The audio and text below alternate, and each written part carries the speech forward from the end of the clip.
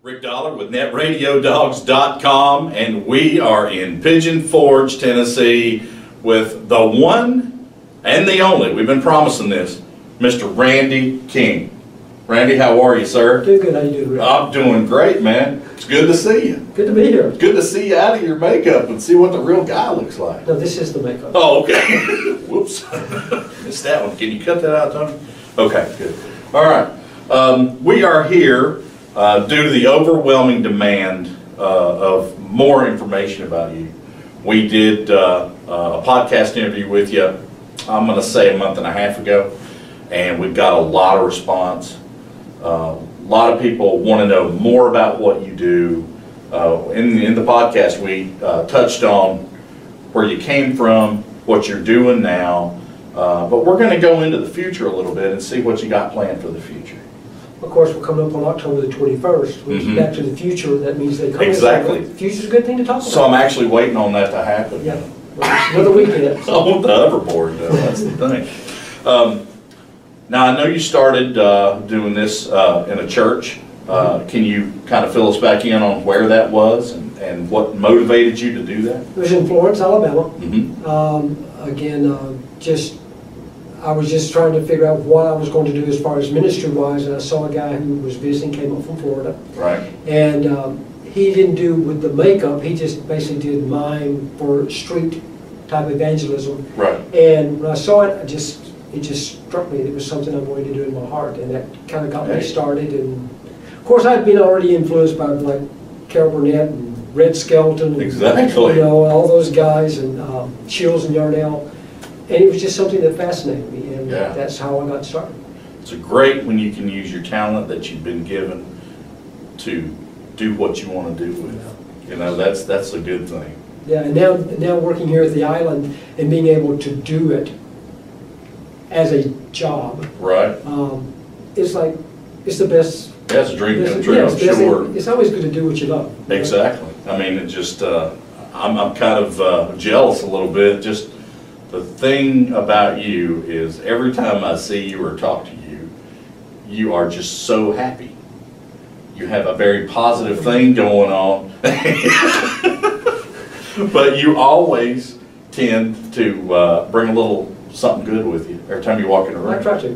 Well, I don't think you have to try. I think it just happens. Okay. You know? I appreciate that. Yeah, man. And we appreciate you sitting down with us and letting everybody that knows about Net Radio Dogs know about what you do and how you feel about what you do. Now, like you said, we are at the island in Pigeon Forge, Tennessee, and we want to thank those guys for helping set up the interview and allowing us to come in and talk to Randy, and to be 100% behind Randy and everything that he does. That's the good thing. You got some really good guys that are. I do. They got my back. No matter what happens. They do, man. They got your back 110%. I'll tell you that.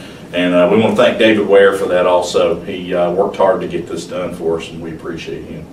All right, we'll fast forward a few years past. A few years. That's kind of cool, isn't it? Fast forward a few years past when you actually decided to do this, and say, how many different countries have you actually done this in? Oh goodness, I have in Canada. Let's see, France, Germany, Spain, Russia, Finland. Where else? Well, that's still part of it. About 6, maybe 7. I think I forgot one. Wow. Yeah, but a lot of cities in every country. Oh yeah. Yeah. So, okay, let's talk years. How many years have you done this? I'm not trying to get your age out of you, I swear to God. You're determined you're going to get my age. I've been doing it for 37 years now. 37 years, man. That's a long time to do anything, but you're... I started when I was 2. Okay. You guys heard that, so... just the time that I saw you, the first time I saw you perform, I don't know, I guess you'd say kind of dumbfounded, because you're standing there and you're asking yourself, is this guy real, or is this a person, or is this, you know, a statue that they put out here just to mess with people, or what are they doing here? I can only imagine how hard it is to control your breathing, control your your eyes blinking, and all these things that you have to put your body through just to be able to do this. It's true. A lot of people don't really understand that. Right. It's really like, I mean, it's some of the most tiring things that you'll do. I can only imagine. But you're standing still, but you're controlling everything, and you've got to make sure that there's no tension in your body that, will cramp up. Right. Or if you get a tension in your arm will start shaking. So you've got to make sure you're constantly talking to yourself, saying, relax, relax, Right. okay, watch this, there's that there, okay, this person's going to do this. You've got to watch everything that's going on around you, and all through your peripheral vision, but at the same time pay attention to your body, what it's doing, what it's wanting to do, and what you're trying to keep it from doing. Exactly. Type thing. Well, and there again, you're speaking about the crowds that are around you. I guess probably the first time I saw you, you had anywhere in the neighborhood, I'm just going to guess here, of about 75 to at least 100 people standing around you. Okay. Children. People that have maybe had a few adult beverages. Inebriated, our favorite word. Inebriated, okay, it's a great word. And, a lot of different kind of people, older people, younger people, people that are just really, really curious about what you're doing. People that appreciate it, people that think it's the stupidest thing. People that don't appreciate it, well, sure. It's a mix. It is. And you've got all that on your mind, okay? And like you say, you're talking, to yourself all the time, trying to keep yourself under control, and watching all these people around you, because you never know who's going to take 3 steps towards you out of that crowd. Or even behind you. Exactly. Yeah, I can own now that part would be tough, man. You got to be ready for You need a spotter, kind of like NASCAR's got you. Yeah, You know what I mean? Bug in my ear. Yeah, there you go.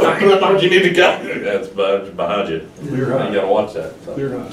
But anyway, it's very complicated. I mean, I'm not trying to make more out of it than it actually is, but I have thought about this in meeting you and wanting to do this interview. And I don't understand how you do it. I mean, I really don't. It's got to take 37 years of training. Yeah, and a lot of it, I mean, this is going to sound conceited, I guess, but a lot of it is very natural for me, and it's very difficult for me. Like I've taught some, and I still teach some to people that are interested in doing it. Mm-hmm. And I really have to sit down sometimes and really think, how do I do that? Right. Because I just do it, but then you've got to, break it down and go, okay, do this, to do this, to do this, to do this, and it's something that just I do. So kind of. Well, I think you were trained good, but it also sounds to me like that you have this natural ability to do this. Well, it's like I always tell little kids when they ask me, they say, how do you do that? I said, I pay attention when my mom told me to shut up and stand still. So well, that's just what I do. That is a good, that would probably. Everything I need for life I learned before kindergarten. Yeah, I understand that, man. Boy, I remember. I had some days like that too. Yes, ma'am, I sure will be quiet. Or my dad. Yeah, exactly.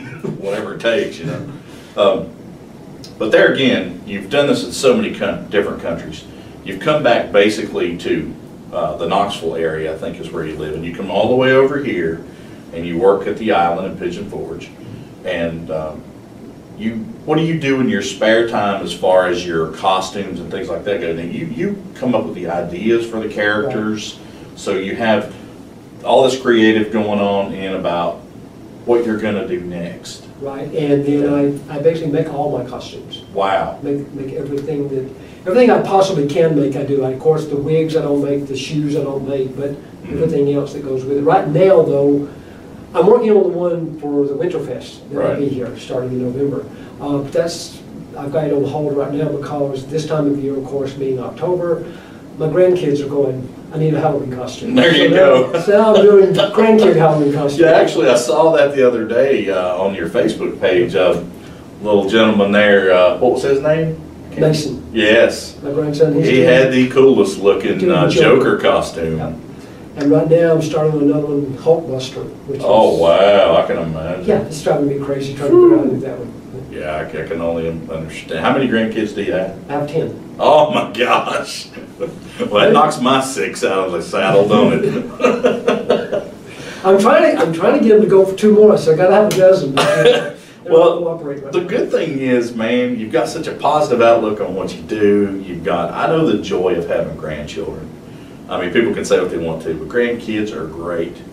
and you're doing what you want to do for a living. My gosh, what else would you want? I mean, other than the winning lottery numbers for next week. Well, no, you just go ahead and give me the money. You don't want to have to go through all that. I'll wait till next week. I got you. I got you. Now we're going to have some footage on the end of the interview of you out performing tonight. But it's just an amazing thing that you do. And but I do want to say though also, people that come, I do different characters here. Right. And some of the characters I do, they literally do not move. Never ever move except to change locations.